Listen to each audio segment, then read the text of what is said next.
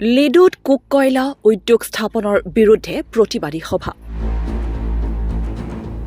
লিডু আৰু ইয়াৰ উপকণ্ঠ অঞ্চলত নিয়ম বহিৰ্ভূতভাৱে তথা আকাশী লতাৰ দৰে বাঢ়ি অহা কোক কয়লাৰ উদ্যোগসমূহে অসুবিধাৰ সৃষ্টি কৰি আহিছে। একাংশ চৰকাৰী বিষয়া আৰু বিভাগীয় কিছুসংখ্যক লোকৰ প্ৰত্যক্ষ সহযোগত তথা ৰাজনৈতিক দলৰ একাংশ দালালৰ প্ৰত্যক্ষ পৃষ্ঠপোষকতাত অঞ্চলটিত দিনক দিনে এনে অতি মাৰাত্মক উদ্যোগ অতি সহজে গঢ়ি উঠাটো জনজীৱনৰ বাবে ভয়াৱহ ৰূপ গ্ৰহণ কৰিছে।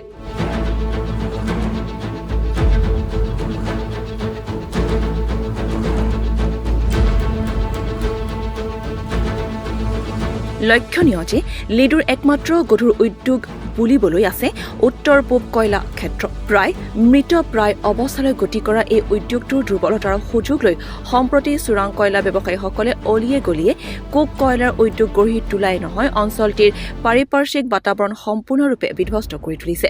চৰকাৰী নীতি অনুসৰি কোক কয়লাৰ উদ্যোগসমূহ সাধাৰণতে জনবসতিপূৰ্ণ অঞ্চল, ৰাজহুৱা অনুষ্ঠান, শিক্ষা প্ৰতিষ্ঠান, ধৰ্মীয় অনুষ্ঠান আদিৰ পৰা 1 কিলোমিটাৰ দূৰত্বত স্থাপন কৰাৰ অনুমতি দিয়া হয় যদিও একাংশ চৰকাৰী বিষয়াৰ সৈতে গোপন অংক কৰি ব্যৱসায়ীসকলে এনেদৰে অবৈধ উদ্যোগ জনবসতিপূৰ্ণ অঞ্চলত গঢ়ি তোলা বুলি স্থানীয় বাসিন্দাসকলে অভিযোগ কৰে।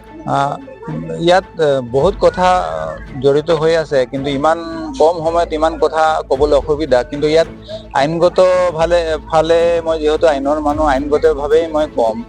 আমাৰ একচুৱেলি ক্লিন এয়াৰ আৰু ক্লিন ৱাটাৰ আমাৰ কনষ্টিটিউচনেল ৰাইট হয়। তো আৰু এইটো প্ৰটেক্ট কৰা আমাৰ গভৰ্ণমেণ্টৰ কাম হয়। তো যিহেতু ইয়াত অলৰেডি 5টা ভাটা আমাৰ এৰিয়াত অলৰেডি আছে, যোনটো এয়াৰ পলিউশ্যনৰ লেভেল, যোনটো ডেঞ্জাৰাছ লেভেল ক্ৰছ কৰিছে। এই সময়ত এটা কুৱেশ্যনটো এৰাইজ হয় যে 5টা ভাটা থকাৰ পাছত 6 নম্বৰ ভাটা ইয়াত কনষ্ট্ৰাকশ্যন কৰিবলৈ আৰম্ভ কৰিছে। তো এইখিনি ভাটা কনষ্ট্ৰাকশ্যন কৰাৰ আগত NOC, পলিউশ্যন কণ্ট্ৰল বৰ্ডৰ NOC, লোকেল পাব্লিকৰ NOC আৰু ইয়াৰ মেইনলি আমাৰ কনষ্টিটিউচনেল ৰাইট ভায়লেট হৈছে বুলি যি আমাক পাৰ্মিশ্যন দিয়ে, তেওঁলোকে আহি এবাৰ ইয়াৰ লোকেলি ইনস্পেকশ্যন নকৰাকৈ অফিচত বহি কিনে ইয়াত গ্ৰাউণ্ড ৰিয়েলিটি নোচোৱাকৈ আমাৰ মানুহ ইয়াত কেনেকৈ বেমাৰত ভুগিছে, কিবা ইনস্পেকশ্যন কিবা এনকুৱাৰী নোহোৱাকৈ কেনেকৈ পাৰ্মিশ্যন দিয়ে, এইটো বহুত এটা ডাঙৰ কুৱেশ্যন যোনটো আনচাৰ কৰিবলগীয়া আছে। মানে এইটো ৰাইজেও বিচাৰিছে জানিবৰ কাৰণে আমাৰ যে এইবোৰ কেনেকৈ হৈ আছে, কেনেকৈ 5টা ভাটা থকাৰ পাছতো এটা 6 নম্বৰ ভাটা কনষ্ট্ৰাকশ্যন কৰাৰ পাৰ্মিশ্যন দিলে উইদাউট পাব্লিক মিটিং, উইদাউট মানে এইবোৰ কনচাৰ্ণ নোচোৱাকৈ মানুহৰ কি কণ্ডিশ্যন নোচোৱাকৈ দিয়া আছে। তো সেইকাৰণে মই ভাবোঁ মানে এইটো এটা কুৱেশ্যন হয়, এইটো চাব এইটোৱে মই বিচাৰোঁ।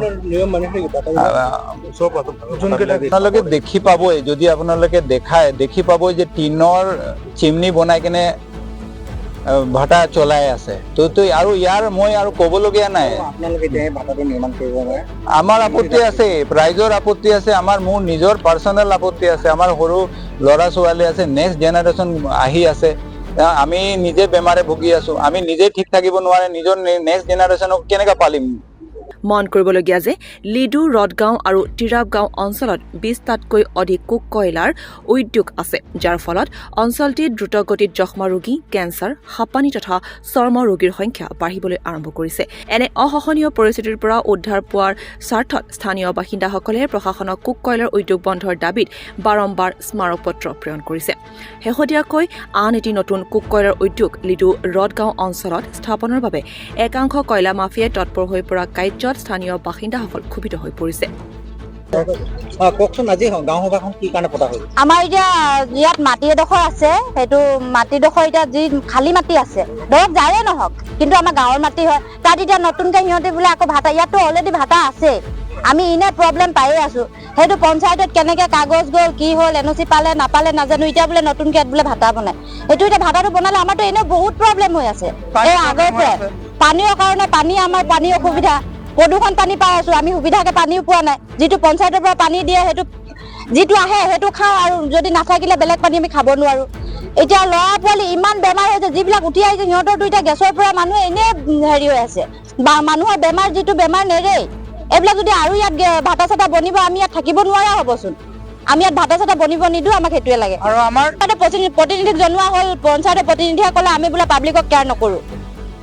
এইটো পঞ্চায়তৰ পৰা আমাক হেৰি কি বুলি কয় প্ৰেচিডেণ্টে আমাক কৈছে নহয় প্ৰেচিডেণ্ট আহিলে ওপৰৰ পৰা হাত বন্ধা আছে আমি একো কৰিব নোৱাৰো তেতিয়াহ'লে সিহঁতে ক'ৰ পৰা কেনেকে হাত বন্ধা আছে আমিতো সেইটো নাজানো আমি কৰিছোঁ ইয়াত নতুনকৈ এটা ভাটা এষ্টাব্লিছ কৰিব কয়লা কোক ইণ্ডাষ্ট্ৰী তো অলৰেডি আমাৰ ইয়াত 4-5খন ভাটা আছে আৰু আমাৰ চিয়াৰ লাইনত যোনটো অৱস্থা হ'ল ৰাইজে চবে দেখি আছে ইয়াত কেনেকুৱা পৰিস্থিতিত আমি জীয়াই আছোঁ গোটেই মানুহ ৰাইজে ইয়াত আমাৰ না খাবলৈ এটা ভাল পানী আছে না ভাল পৰিৱেশ আছে সেইটো কাৰণে আমি যে ৰাইজ চবে একত্ৰিত হ'ল যে ইয়াত আমাৰ আৰু ভাটা নালাগে ৰাইজক এতিয়া বিচাৰিছোঁ যে আমাৰ এইটো ভাটা যোনটো এষ্টাব্লিছ কৰিব লৈছে সেইটো অতি সোনকালে বন্ধ হ'ব লাগে কামটো বন্ধ হ'ব লাগে নিৰ্মাণ কামটো এইটো ৰাজীৱ সিং বুলি আমি গম পাইছোঁ ৰাজীৱ সিং বুলি মাটিটো হ'ল টিংকু শ্বাহ জাগুনৰ পৰা শ্যাম যাদৱৰ ৰিপৰ্ট টি নিউজ আৰু টি নৰ্থ ইষ্ট